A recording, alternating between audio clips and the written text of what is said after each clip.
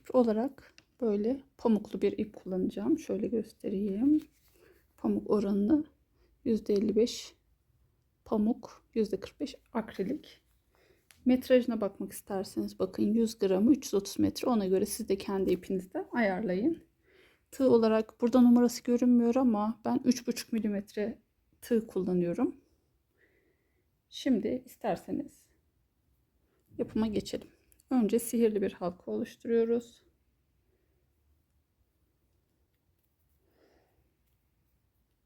Bir, iki, üç zincir çekiyoruz. Tığımızın önüne ip alıyoruz. Bir, iki tane trabzan yapalım. Bir, iki zincir çekiyoruz. Aynı sihirli halkanın içerisine iki tane daha trabzan yapıyoruz.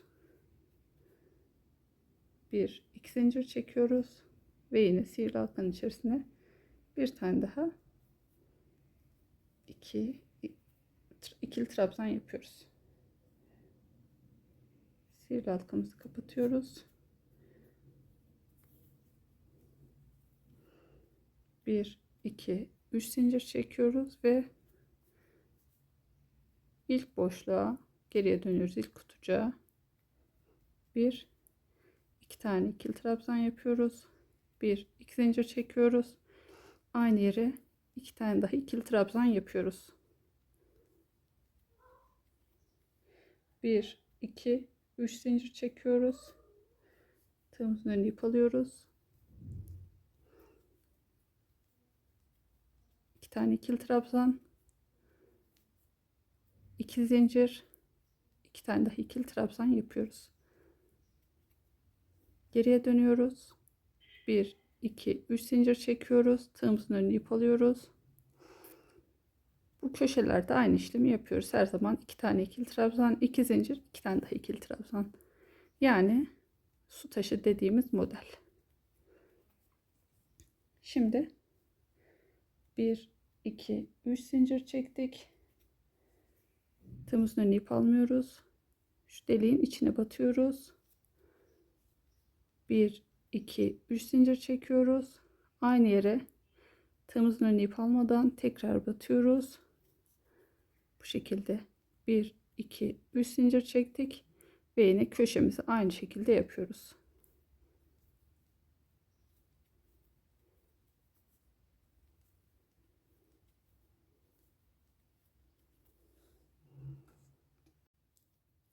Şimdi geriye döndük. 1, 2, 3 zincir çekiyoruz. Tığımızın önüne ip alıyoruz. Köşeyi aynen yapıyoruz.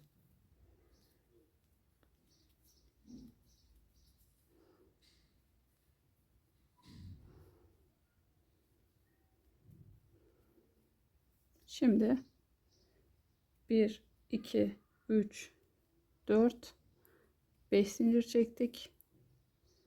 Şu kutucuğa battık. 1, 2, 3, 4, 5 zincir çektik. Bu sefer bu tarafa batıyoruz.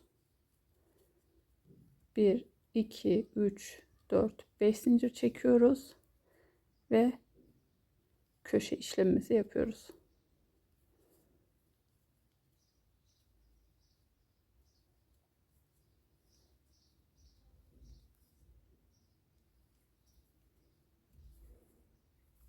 İki zincir, 3 zincir çekiyoruz. Pardon.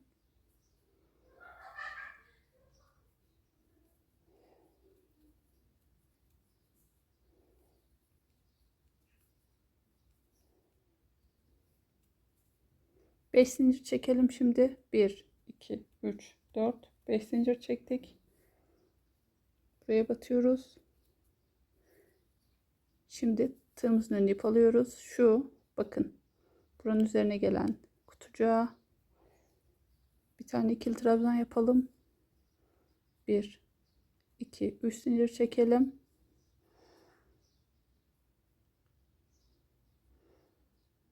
Bu şekilde.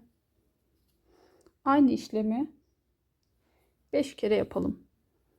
Yani bir tane ikili trabzan yapıyoruz.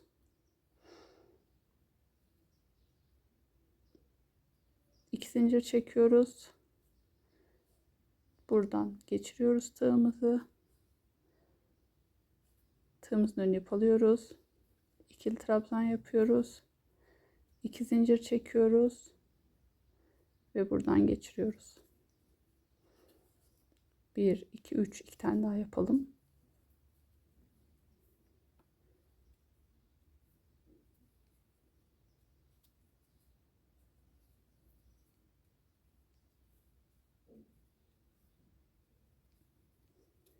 Buradaki zincirleri 3 de çekebilirsiniz. 2 de, ben 2 tercih ediyorum.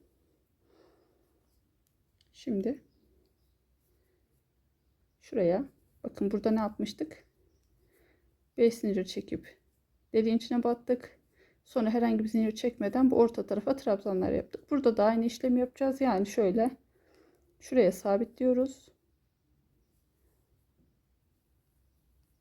5 zincir çekiyoruz.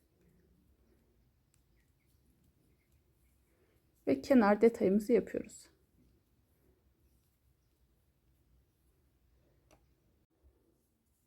Bir sonraki sıraya geçtik arkadaşlar. Burası zaten sabit. Şimdi 1 2 3 zincir çekelim ve buraya sabitleyelim. 1 2 3 zincir çekelim. Aynı yere bir daha batalım. Sadece bu sırada bu başlarda 3'er zincir çekeceğiz. 1 2 3 4 5 zincir çekiyoruz. Şurada 5 tane yapmıştık. Tam ortadakinin tepesine batıyoruz. 1 2 3 zincir çekiyoruz. Aynı yere bir daha batıyoruz. 1 2 3 4 5 zincir çektik. Buraya sabitledik. Bu şekilde 1 2 3 zincir çekiyoruz. Aynı yere batıyoruz. 1 2 3 zincir çekiyoruz ve sırayı tamamlıyoruz. Bir sonraki sıradayız şimdi. 1 2 3 4 5 zincir çektik. Buraya batıyoruz. 1 2 3 4 5 zincir çekiyoruz. Buraya batıyoruz. 1 2 3 4 5 zincir çekiyoruz. Burada ortadakinin tepesine battık. 1 2 3 4 5 zincir çekiyoruz. Buraya batıyoruz. Bunları dikkatli takip edin arkadaşlar.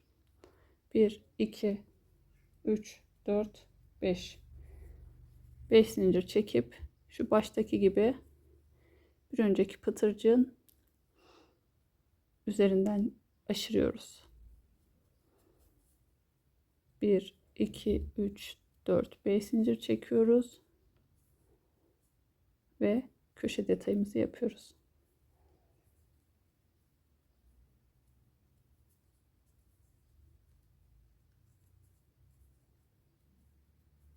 Geri dönüyoruz.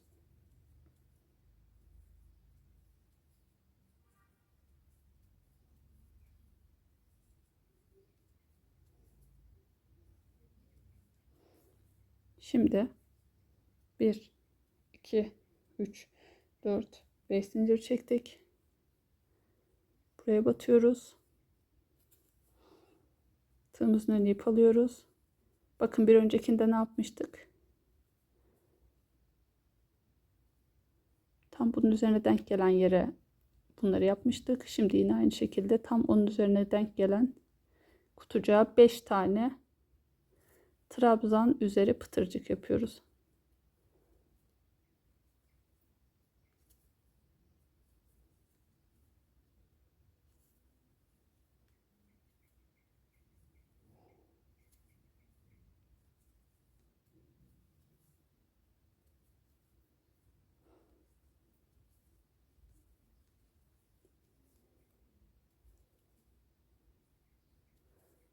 1 2 3 4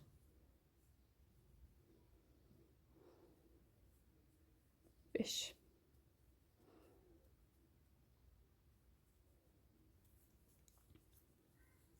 Şimdi şuraya bir sonraki kutucuğun tam orta noktasından sabitliyoruz.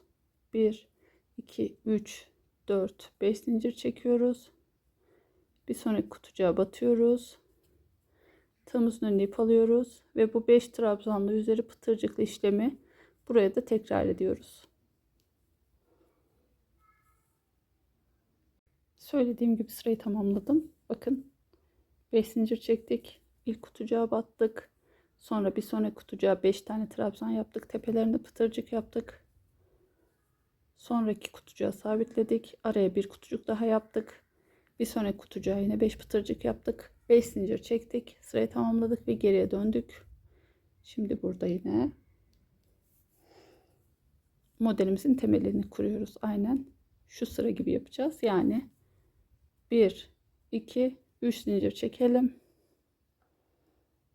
İlk kutucuğa batalım. 1 2 3 zincir çekelim. Aynı kutucuğa batalım. 1 2 3 4 5 zincir çekelim. Tam şu 1 2 3 ortadaki pıtırcığa batıyoruz. Şu trabzanların 5 taneydi. Üçüncüye 1 2 3 zincir çekip aynı yere bir pıtırcık daha yapalım. 1 2 3 4 5 zincir çekelim. Bir sonraki kutucuğa batalım. 1 2 3 zincir çekip aynı yere pıtırcık yapalım. 1 2 3 4 5 zincir çekelim. 1 2 üçüncüye batıyoruz.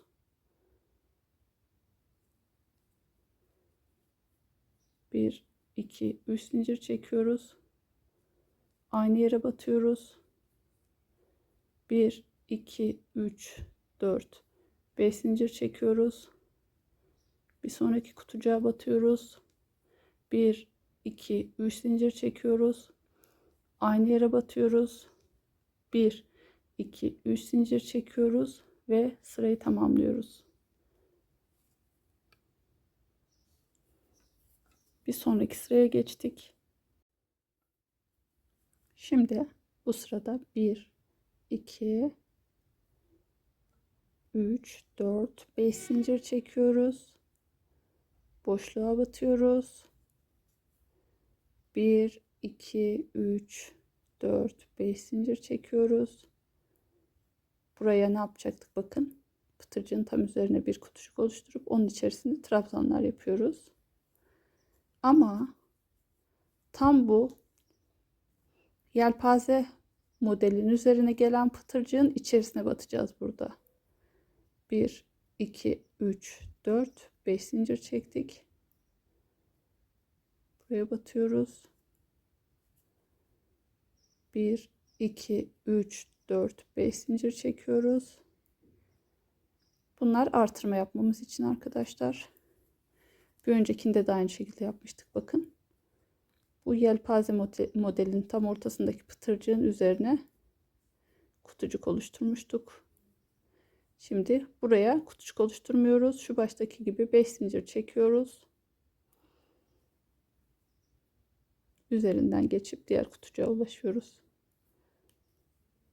Ama yelpaze modelimizin üzerinde yine şuradaki gibi yapıyoruz. 1 2 3 4 5 zincir çektik. Pıtırcığın içerisine battık. 1 2 3 4 5 zincir çektik. Kutucuğa battık. 1 2 3 4 5 zincir çektik. Bir sonraki kutucuğa battık. 1 2 3 4 5 zincir çektik ve sıramızı tamamlıyoruz. Bir sonraki sıraya geldik arkadaşlar. Kutucuklarımızı oluşturduğumuza göre bu sırada da şu trabzanlı yelpazeli bölümü yapıyoruz. 1 2 3 4 5 zincir çekiyoruz. İlk kutucuğa batıyoruz. Tığımızın önüne ip alıyoruz. Şimdi bu pıtırcığın üzerindeki kutucuğa 5 tane trabzan yelpazemizi yapalım. Yani ikili trabzan yapıp 2 zincir yapıyoruz.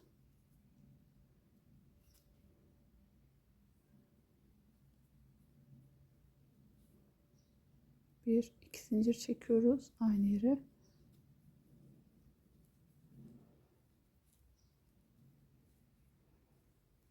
Beş taneyi tamamlayalım.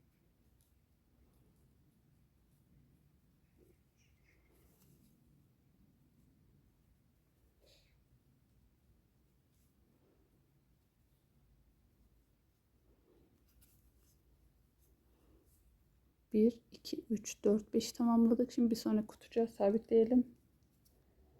1, 2, 3, 4, 5 zincir çekelim.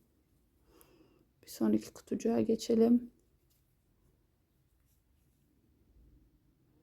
Bunun üzerine yelpaze yaptık.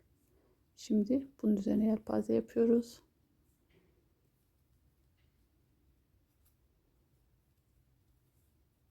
Bir sonraki yelpazeyi nereye yapacağız? Bunu yapacağız. Buraya 5 trabzan yelpazesini yapıyoruz. Buraya sabitliyoruz. 5 zincir çekip buraya batıyoruz. Sonra buraya yelpaze modelimizi yapıyoruz. 5 zincir çekip buraya sabitliyoruz. 5 zincir çekip sırayı tamamlıyoruz. Sırayı söylediğim gibi tamamladım arkadaşlar, bakın. 5 zincir çektik. İlk kutucuğa sabitledik. Bir sonraki kutucuğa yelpazemizi yaptık. Bir sonraki kutucuğa sabitledik. Bu iki yelpazenin arasında bir boşluk oluşturduk. Yine yelpazemizi kurduk. Bir boşluk oluşturduk. Yelpaze modelimizi kurduk. En son 5 zincir çekerek sıra sonunu tamamladık. Geriye dönüyoruz. Bu sıramıza bakalım. Yine burada ne yapıyorduk arkadaşlar? Bakın, yelpazeden sonraki kısım pıtırcıkları kuruyorduk. Neden? Model kurmak için temelimiz bunlar bizim. Yani 1, 2, 3 zincir çektik. İlk kutucuğa battık. 1, 2, 3 zincir çekiyoruz. Aynı yere batıyoruz. 1, 2, 3, 4, 5 zincir çekiyoruz. Yelpazenin tam ortasındaki üçüncüye batıyoruz. 1, 2, 3 aynı yere bir pıtırcık yapıyoruz. 1, 2, 3, 4, 5 zincir çekiyoruz. Bu boşluğa geliyoruz. 1, 2, 3 zincir çekip bir pıtırcık yapıyoruz. 1, 2, 3, 4, 5 zincir çekiyoruz. Tam ortadaki trabzanın üstündeki pıtırcığa battık. 1, 2, 3 zincir çektik.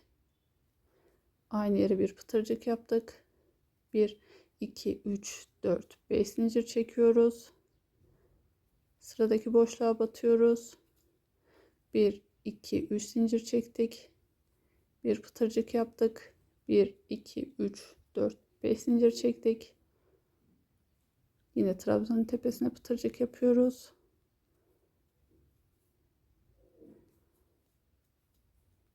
Bir, 2, 3, 4, 5 zincir çektik. Bir sonraki kutucuğa geldik. 1, 2, 3 zincir çekiyoruz. Aynı yere bir pıtırcık. 1, 2, 3 zincir çektik ve sırayı tamamladık. Şimdi bu sıramızı ben son olarak göstereyim detaylı.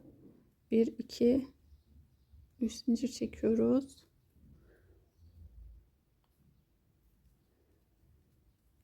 Buraları hızlı geçeyim arkadaşlar. Şimdi bakın, pıtırcıkları oluşturduktan sonraki sırada ne yapıyoruz? Kutucukları oluşturuyoruz. 5 zincir çekiyoruz. İlk boşluğa 5 zincir çekiyoruz. Pıtırcığın üzerinden aşıp diğer boşluğa geçiyoruz.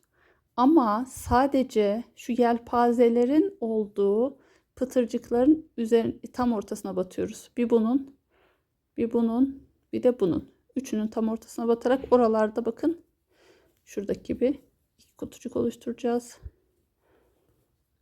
İki kutucuk oluşturacağız. Diğer pıtırcıkların üzerinden geçeceğiz. Yani 1, 2, 3, 4, 5 zincir çektik. 1, 2, 3, 4, 5 zincir çektik. Pıtırcığın üzerinden atlıyoruz. Sadece ne yapıyoruz? Yelpazenin üzerinde kalan pıtırcığın içine batarak orada artırma yapıyoruz. 3, 4, 5. Buralarda birer kutucuk fazla yapmış oluyoruz. Biraz da modelimizi de kurmak için tabii ki.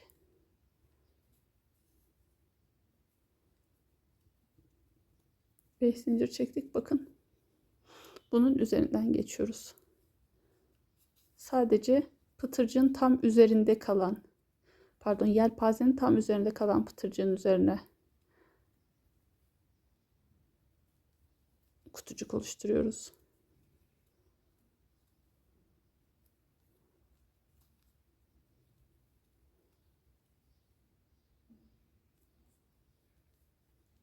Aradakilerin üzerinden geçiyoruz.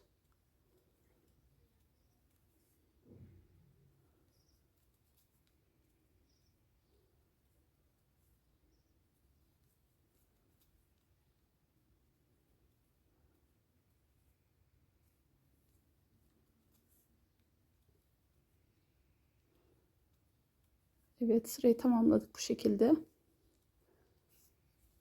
Şimdi bakın. Şekillendi modelimiz iyice. Buradan sonrasını şu altlarda neler yaptığımıza bakarak kolaylıkla ilerletebilirsiniz arkadaşlar. Toplamda şuranın eni 42-44 santim arası oluncaya kadar örelim. Sonrasında ben bu pıtırcıkların olduğu yere yaparken son sırada pul ekleyeceğim. Sonra iplerini, bağcıklarını yapar bitiririz. Benim bandanam son sırasına geldi arkadaşlar. Benim son sıramda bakalım kaç tane motif oluşturmuşuz. 1, 2, 3, 4, 5, 6, 7 ve son 8. motif oluşturacağım. Bunu birlikte yapalım istedim. Çünkü bu pullardan ben takmak istiyorum. Siz dilerseniz bu kısmını sade yapıp, yani öne gelen kısmı sade yapıp pulu yanlara ekleyebilirsiniz. Ben bu bandanamda ön tarafa eklemek istiyorum. Bir de şunu belirteyim. Ön taraf biraz daha sıkı dursun diye sadece bu son 3 sırada, bu en başlarda sadece 3'er zincir çektim. Bilginiz olsun. Bakın burada 3 çektim. Burada 3 çektim. Burada şimdi 3 zincir çekeceğim. 2, 3.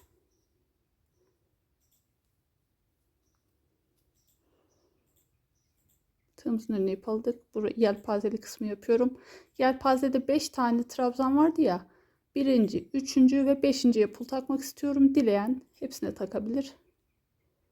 Şöyle trabzanımı yapıyorum. Bir zincir çekiyorum. Bir adet pulumu aldım. İpimi geçirdim. Ve normal pıtırcık yaparken yaptığım şekilde sık iğne ile bağladım. Tığımın önüne ip alıyorum.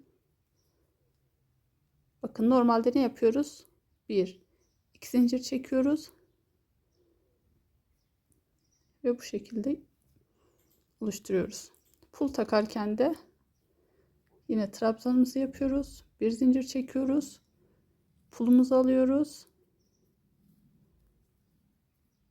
Pulumuzu bu şekilde pulumuzla beraber zincir çekmiş oluyoruz. Sonra bu şekilde takıyoruz.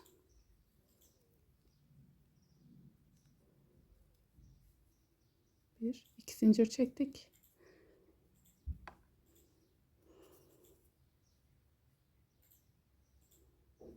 Tığımızın önüne bir ip alıyoruz ve son pulumuzu takalım. Bir zincir çektik. Pulumuzu aldık.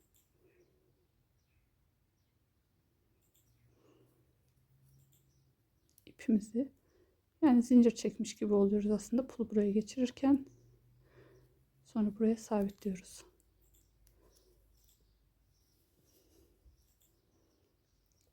Şimdi trabzanlarımızı buraya sabitledik. 1 2 3 4 zincir çekelim burada, çünkü son sıramız biraz daha sıkı olsun. Sıradaki boşluğa sabitliyoruz. Şimdi yine yelpazeli kısmı yapalım pullarla. Bir zincir çektik, bir pul aldık,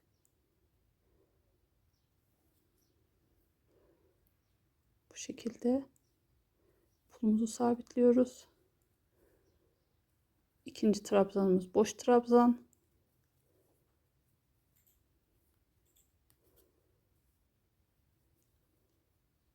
Bir zincir çekiyoruz, bir pul alıyoruz. Sıra sonuna kadar bu şekilde yapalım arkadaşlar. Sonrasında kenar bağcıklarını nasıl yapacağınızı size göstereceğim. Sonrasında bandanamız tamamdır. Bu şekilde sıra sonuna geldim. Böyle pullarımızı ekledim.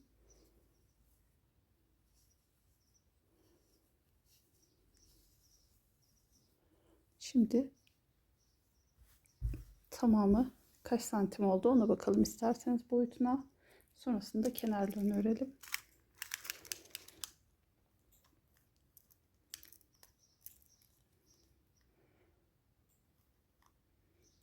Bu şekilde 42 santim oldu boyu. Bunu 3 dediğimiz zaman biraz daha genişleyecek. Böyle de 23 santim. Şimdi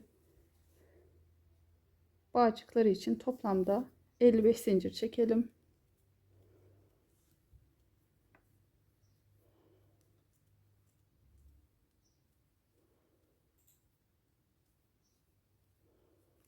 Zincir çekelim. Sonrasında kaydırma yapacağız. 55 zincir çektim. Şimdi ben bağcığın ucuna pullar eklemek istiyorum. Şöyle kaydırma yapar gibi. Bir. Siz takmayabilirsiniz de bunu. 2. 3.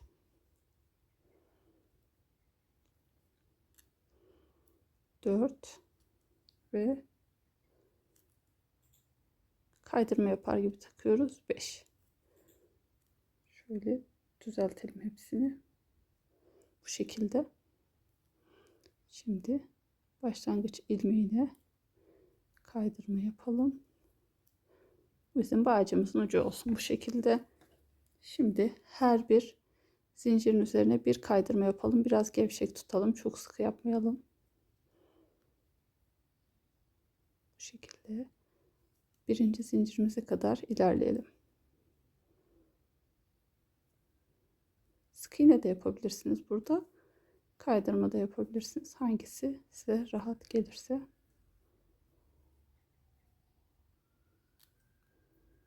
Evet. Bu şekilde başlangıç zincirimize kadar kaydırma yapalım. Sonrasında kenarlarını yapıp diğer bağcığımıza geçelim. Tüm 55 zincirin üzerine de kaydırma yaptım. Bakın bu şekilde oldu.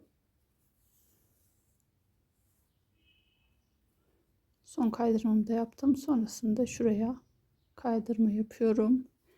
Ben bu yanlarda hareket istemiyorum. Ön tarafa pullar eklediğim için. Şurası 1, 2, 3, 4 zincir çekiyorum. Diğerlerini beşer zincir çekerek 2, 3, 4, 5. 1, 2, 3, 4, 5 zincir çekiyorum. 1, 2, 3, 4, 5 zincir çekiyorum. 1, 2, 3, 4, 5 zincir çekiyorum.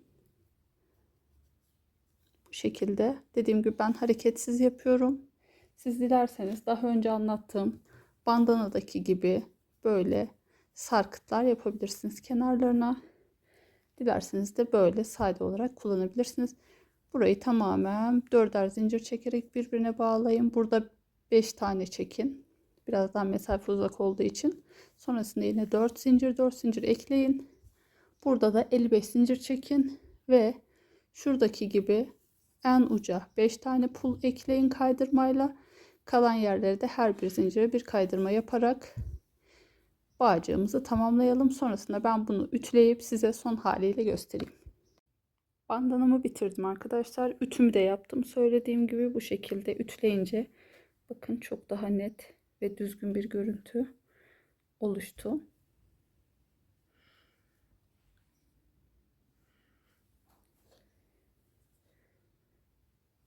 Böyle.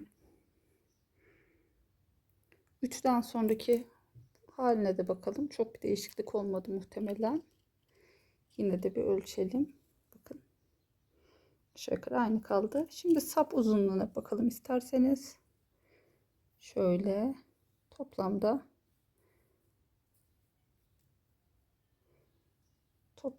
23 santimde sapımız oldu.